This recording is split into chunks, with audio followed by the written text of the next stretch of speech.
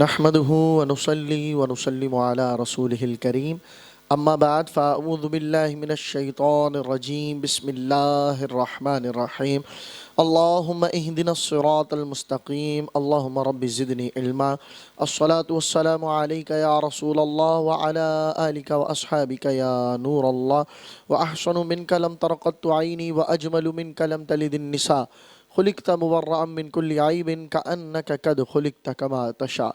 الحمدللہ عز وجل سخی عبد الوہاب شاہ جیلانی کے فیس بک کے آفیشیل پیج سے رمضان المبارک کا بہت ہی خوبصورت سلسلہ بنام درس فقہ لے کر ایک بار پھر آپ کا مدرس محمد زہیب رضا اتاری برکاتی بہت ہی پیارے موضوع کے ساتھ آپ سبھی کو خوش آمدید کہتا ہے۔ اولاً میری جانب سے سبھی کو السلام علیکم ورحمۃ اللہ وبرکاتہ۔ سامعین محترم، اولاً یہ بات میں آپ کو بتاتا چلوں کہ یہ سلسلہ بنام درس فقہ یکم رمضان المبارک تا 30 رمضان المبارک تک جاری و ساری رہے گا۔ اس سلسلے میں الحمدللہ عز و جل دین اسلام کے حوالے سے ہم بنیادی موضوعات پر گفتگو کر رہے ہیں اور وہ سلسلہ جاری و ساری ہے۔ الحمدللہ عز و جل آج ہمارا موضوع خلفائے راشدین ہے۔ سامعین محترم، خلفائے راشدین کا جب نام سماعتوں کی طرف آتا ہے، کانوں کی طرف آتا ہے، تو ذہن میں ایک بزم سی سج جایا کرتی ہے، اور اس بزم کو سجانے والے میرے آقا دو عالم صلی اللہ علیہ وسلم کا نام نامی اسم گرامی اس طرح روشن ہوتا ہے کہ اس بزم کی نورانیت کو نور علی نور کر دیا کرتا ہے۔ سامعین محترم، اس بزم کی کیا کہنے کہ اللہ کے رسول صلی اللہ علیہ وسلم نے یہ بات ارشاد فرمائی کہ جس طرح اللہ تعالیٰ نے تم پر نماز، روزہ، زکوٰۃ، حج کو فرض کیا ہے، بالکل اسی طرح تمہارے اوپر لازم ہے ابو بکر و عمر و عثمان و علی کی محبت۔ جس طرح تم وہ نہیں چھوڑ سکتے، اس طرح ان چاروں کی محبت نہیں چھوڑ سکتے۔ اگر وہ چھوڑیں گے تو بھی اسلام سے باہر جائیں گے، اور اگر ان چاروں کی محبت کو چھوڑیں گے تو بھی اسلام سے باہر چلے جائیں گے۔ سامعین محترم، یہ وہ بے نظیر شخصیات ہیں کہ جن کا فیضان رہتی دنیا تک لوٹنے والے لوٹ رہے ہیں، اور الحمدللہ عز و جل انہی اشخاص میں جو فیضان لوٹنے والے ہیں، انہی اشخاص میں ایک طبقہ، ایک جماعت جسے اہل سنت کہا جاتا ہے۔ جب اہل سنت کی بات آتی ہے تو سامعین محترم طریقہ مصطفیٰ کی بات آتی ہے۔ جب اہل سنت کی بات آتی ہے تو سامعین محترم اس جماعت کی بات آتی ہے کہ جو نبی پاک صلی اللہ علیہ وسلم کے زمانے سے چلی آ رہی ہے۔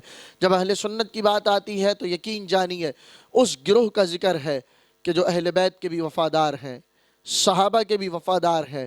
میں یوں کہوں کہ یہ وفادار گھر کے بھی نظر آتے ہیں، یہ وفادار در کے بھی نظر آتے ہیں، اور یہ وفادار نسبتوں کے بھی نظر آتے ہیں، یہ وفادار ان اشیاء کے بھی نظر آتے ہیں کہ جنہیں نسبت میرے مصطفیٰ جان رحمت سے ہوا کرتی ہے۔ سامعین محترم، اہل سنت کے حوالے سے خلفائے راشدین المہدیین کی گفتگو کا سلسلہ ہم شروع کرتے ہیں۔ سامعین محترم، ذہن میں اگر سوال لائیے کہ خلفائے راشدین المہدیین سے مراد کون کون سی ہستیاں ہیں، تو اس کا جواب بالکل آسان ہے اور بہت رونق افروز ہے کہ اولاً خلفائے راشدین المہدیین کی بزم میں جو چراغ جلے گا اس کا نام حضرت سیدنا ابو بکر صدیق رضی اللہ تعالی عنہ ہے۔ دوسرے نمبر پر جو چراغ پوری دنیا کو اس بزم سے روشنی عطا فرما رہا ہے، اس چراغ کا نام حضرت سیدنا عمر بن خطاب رضی اللہ تعالی عنہ ہے۔ تیسرے نمبر پر حضرت عثمان بن عفان رضی اللہ تعالی عنہ ہے، اور چوتھے نمبر پر حضرت علی المرتضی کرم اللہ تعالی وجہ الکریم ہے، اور آپ کے بعد یعنی مولا کائنات کے بعد آپ کے بڑے بیٹے حضرت امام حسن مجتبی رضی اللہ تعالی عنہ بھی اس بزم خلفائے راشدین المہدیین کے چمکتے ہوئے نورانی چراغ ہیں۔ تو سامعین محترم، یہ وہ حضرات ہیں کہ جب جب لفظ خلفائے راشدین المہدیین کا بولا جائے گا تو ذہنوں میں یہ مبارک نام اجاگر ہوا کریں گے۔ اب آئیے بڑھتے ہیں اس بات کی طرف کہ ہمیں یہ بتایا گیا کہ خلفائے راشدین اتنے ہیں، اب ان میں ترتیب کیا ہے افضلیت کے اعتبار سے؟ پھر سے سماعت فرما لیں، ترتیب جاننی ہے افضلیت کے اعتبار سے کہ کون افضل تھا جسے پہلا ملا، کون افضل تھا جسے دوسرا نمبر ملا، کون افضل تھا جسے تیسرا ملا، کون افضل تھا جسے چوتھا نمبر ملا، اور کون افضل تھا جسے پانچواں نمبر ملا۔ افضلیت کے اعتبار سے یہ ترتیب آپ کے سامنے ہم ذکر کر رہے ہیں۔ تو سامعین محترم، افضلیت کے اعتبار سے سب سے پہلا چراغ جو جلا ہے وہ خلیفہ اول وفادار رسول سیدنا ابو بکر صدیق رضی اللہ تعالی عنہ کا ہے۔ اس کے بعد دوسرا چراغ ویسے ہی افضلیت کے اعتبار سے سیدنا عمر بن خطاب، جنہیں میرے آقا دو عالم صلی اللہ علیہ وسلم کی بارگاہ سے فاروق کا لقب ملتا ہے، اور فاروق اس شخصیت کو کہتے ہیں جو حق و باطل میں فصل امتیاز ہوا کرتی ہے۔ سامعین محترم، تیسرا افضلیت کے اعتبار سے جو چراغ جلا ہے اس کا نام عثمان بن عفان ہے، اور انہیں ذو النورین کہتے ہیں، کیونکہ میرے سرکار دو عالم صلی اللہ علیہ وسلم نے یکے بعد دیگریں اپنی دو شہزادیاں حضرت عثمان بن عفان رضی اللہ تعالی عنہ جو کہ خلیفہ ثالث ہیں، ان کے نکاح میں پیش فرمائی ہیں۔ سامعین محترم، افضلیت کے اعتبار سے چوتھا نام مولا کائنات علی المرتضیٰ، یہ اسد اللہ ہیں، اور انہیں ہی ذوالفقار عطا ہوئی ہے۔ اتنے اعلیٰ کردار کے مالک ہیں کہ میرے سرکار نے انہیں باب العلم بنایا ہے۔ حضرت علی کرم اللہ تعالی وجہہ الکریم افضلیت کے اعتبار سے چوتھے نمبر پہ ہیں، اور سب سے آخر میں پانچویں نمبر پر امام حسن مجتبیٰ رضی اللہ تعالی عنہ ہیں۔ سامعین محترم، اب ذہن میں یہ سوال آتا ہے کہ کچھ لوگ اس زمانے میں ایک بات کو گردش کے حوالے سے پھیلا رہے ہیں، گویا کہ ان کی نسلوں میں یہ بیہودہ بات راسخ سی ہو چکی ہے، اور اسی بات کو بنیاد اور نظریہ بنا کر لوگوں کے ایمان کو خراب کرنے کی کوشش کی جاتی ہے۔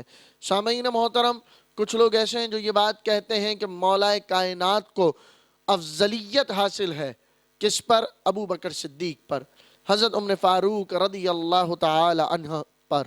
سامعین محترم، یہ بات سوچئے آپ کہ اگر کوئی آپ سے سوال کر بیٹھے مسلک اہل سنت کے اعتبار سے کہ آپ بتائیے کہ ہم کس طرف جائیں، کون سی اعلیٰ شخصیات ہیں، اگر جو لوگ حضرت علی کو افضلیت کا قرار پا رہے ہیں، یہ قرار ٹھہرا رہے ہیں، تو ان کا یہ کرنا صحیح ہے کہ غلط؟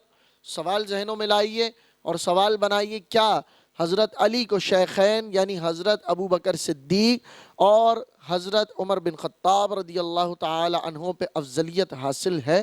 جس طریقے کی بات ہمارے اس زمانے میں اور زمانے والوں میں گردش ہوا کرتی ہے۔ تو سامعین محترم، اس کا بڑا پیارا جواب ہے، اور رہتی دنیا تک یہ بات اسی طرح اجاگر رہے گی کہ جس طرح اندھیروں میں ایک روشنی ہوا کرتی ہے، بلکہ یہ تو اندھیروں میں بھی روشنی ہے اور روشنیوں میں بھی بہت روشن چراغ ہے، یہ جواب جو میں آپ کو بتانے لگا ہوں۔ سامعین محترم، جو یہ نظریہ پیش کریں کہ مولا کائنات علی المرتضیٰ رضی اللہ تعالی عنہ کا مقام حضرت ابو بکر صدیق اور حضرت عمر بن خطاب رضی اللہ تعالی عنہ سے اعلیٰ ہے، یعنی شیخین سے اعلیٰ ہے، تو ایسا شخص گمراہ اور بد مذہب ہے، اور ایسے اشخاص کے لیے 1400 سال پہلے ہی ایک لفظ تیار ہو چکا تھا جسے کہتے ہیں رافضی۔ سامعین محترم، یہ رافضی ہوا کرتے ہیں، یہ مولا کائنات کے بھی اپنے نہیں ہیں، حضرت علی کے نام پر ایک بغض و نفرت کی ہوا پھیلاتے ہیں۔ نہ ان کا حضرت علی سے کوئی تعلق ہے، نہ ان کا اہل بیت سے کوئی تعلق ہے، کیونکہ حضرت علی کو یہ انبیاء سے بھی اوپر بڑھاتے نظر آتے ہیں معاذ اللہ۔ حضرت علی کو معاذ اللہ کسی بدبخت اور بے غیرت نے یہ تک کہا کہ علی خالق اللہ ہے، معاذ اللہ، علی خالق اللہ بھی ہے اور علی رب اللہ بھی ہے۔ ذرا ان بغیرتوں سے یہ بات پوچھی جائے کہ خالق اللہ کسے کہا جاتا ہے؟ خالق اللہ بھی کیا کوئی ہو سکتا ہے؟ اللہ تھا، ہے اور رہے گا۔ حضرت علی رضی اللہ تعالی عنہ کا مقام بہت بلند و بالا ہے، مگر آج اگر حضرت علی زندہ ہوتے تو ذوالفقار فیصلہ کرتی اس طرح کہ دھڑ کہیں اور ہوتا اور سر کہیں اور ہوتا۔ سامعین محترم، یہ بیجا باتیں ہیں جو ان کی اپنے بغض کی بنیاد پر رکھی ہیں انہوں نے، جبکہ سیدی عالم صلی اللہ علیہ وسلم نے فیصلہ فرما دیا ہے کہ ابو بکر صدیق پہلے نمبر پہ ہیں، حضرت عمر بن خطاب دوسرے نمبر پہ ہیں، حضرت عثمان غنی رضی اللہ تعالی عنہ تیسرے نمبر پہ ہیں، مولا کائنات چوتھے نمبر پہ ہیں، اور سب سے آخر میں امام حسن مجتبیٰ رضی اللہ تعالی عنہ ہیں۔ سامعین محترم، اب آئیے اگلے سوالات کی طرف ہم بڑھتے ہیں۔ صحابہ میں شیخین اور ختنین کسے کہا جاتا ہے؟ شیخین الگ لفظ ہے، ختنین الگ لفظ ہے۔ نبی پاک صلی اللہ علیہ وسلم کے 4 پیارے ہیں، 4 دلدار ہیں، اور 4 خلفائے راشدین کے حوالے سے بہت بات مشہور ہے، جبکہ ہیں 5 کے حوالے سے۔ 4 کو اس لیے مشہور کیا گیا ہے سامعین محترم کیونکہ کثرت سے خلافت کا اگر دورہ رہا ہے، جنہوں نے زیادہ دیر تک خلافت چلائی ہے، خلافت کے اہل رہے ہیں، وہ یہ 4 ہیں۔ امام حسن مجتبی رضی اللہ تعالی عنہ فقط کم و بیش 6 ماہ آپ کی خلافت کا دورہ تھا۔ سامعین محترم، سوال آیا ذہن میں کہ شیخین اور ختنین کن صحابہ کو کہتے ہیں؟ تو پہلے ہی بتایا جا چکا ہے، جب لفظ شیخین سنیں تو ذہن میں یہ بات لے کے آئیے کہ مراد ابو بکر صدیق اور عمر بن خطاب ہیں، اور جب لفظ ختنین سنیں تو مراد عثمان بن عفان اور حضرت علی رضی اللہ تعالی عنہ کی ذات ہے۔ سامعین محترم، یہ بات بھی یاد رکھیے کہ اس دور میں جو حضرت امیر معاویہ رضی اللہ تعالی عنہ کے حوالے سے بیجا گفتگو کرتے نظر آتے ہیں، آپ کو میں یہ بات بتاتا چلوں کہ آپ بادشاہوں میں اسلامی طور پر جب بادشاہوں کا رواج آیا تو آپ اسلام کے سب سے پہلے بادشاہ ہیں، آپ ہی کاتب وحی ہیں، اور آپ ہی وہ ذات ہیں کہ جن سے حضرت امام حسن نے صلح فرمائی ہے، اور آپ ہی وہ ذات ہیں کہ جو ایک مشاعرے میں یہ بات کہتے ہیں کہ جو حضرت علی کے حوالے سے مجھے قصیدے سنائے گا پڑھ کے، جو حضرت علی کی تعریف میں اشعار پڑھے گا، اسے تحفے سے نوازا جائے گا۔ اب جو شعر پڑھتا حضرت علی کی شان میں، حضرت امیر معاویہ اسے اشرفیاں عطا فرماتے۔ ایک شخص نے اتنا پیارا شعر پڑھا حضرت علی کی بارگاہ میں، آپ کے مناقب اور اوصاف کے حوالے سے اس قدر پیارا شعر پڑھا کہ امیر معاویہ اپنی جگہ سے کھڑے ہوتے ہیں اور کہتے ہیں کہ تو نے تو وہ شعر پڑھا ہے کہ میرا دل جیت لیا، اسے 1000 اشرفیاں تحفے میں دیتے ہیں۔ سامعین محترم، جو نام علی سننے کے بعد 1000 اشرفیاں تحفے میں دیتا ہے تو وہ کیسے بغض علی رکھ سکتا ہے؟ وہ کیسے اولاد علی سے بغض رکھ سکتا ہے؟ سامعین محترم، یہ صرف نفرتی باتیں ہیں جو وہی لوگ پھیلا رہے ہیں کہ جو لانتی ازل سے تھے اور ابد تک رہیں گے۔ ان کو کوئی پوچھنے والا نہ تھا، یہ دھوکے باز اور فریبی اور مکار لوگ ہیں، نہ ان کی باتوں میں ہمیں کل آنا تھا، نہ آنا ہے، نہ کبھی آئیں گے۔ مسلک حق کا، دین کی طرف رہنمائی کرنے والا اگر کوئی مسلک ہے سامعین محترم، وہ مسلک اہل سنت والجماعت بریلوی اور حنفی ہے۔ سامعین محترم، یہیں ہمارے سلسلے کا اختتام ہوتا ہے جس کا نام درس فقہ ہے۔ یہ سلسلہ آپ ملاحظہ فرما رہے ہیں سخی عبدالوہاب شاہ جیلانی کے فیس بک کے آفیشیل پیج سے اس سلسلے کا انعقاد 1 رمضان المبارک تا 30 رمضان المبارک تک رہے گا۔ اب اپنے مدرس محمد زہیب رضا عطاری برکاتی کو اس امید کے ساتھ اجازت دیجیے کہ آپ کا ہمارا ساتھ رہے گا۔ سلسلے کا اختتام دعا پر کرتے ہیں۔ الحمدللہ رب العالمین والصلاة والسلام علی سید الانبیاء والمرسلین۔ اللہم افتح لی ابواب رحمتک، اللہم ارزقنا رزقا حلالا طیبا واسعا مبارکا، ان اللہ وملائکتہ یصلون علی النبی یا ایھا الذین آمنوا صلوا علیہ وسلموا تسلیما، صلی اللہ تعالی علی محمد۔ سبحان ربک رب العزة عما یصفون وسلام علی المرسلین والحمدللہ رب العالمین، بحق لا الہ الا اللہ محمد۔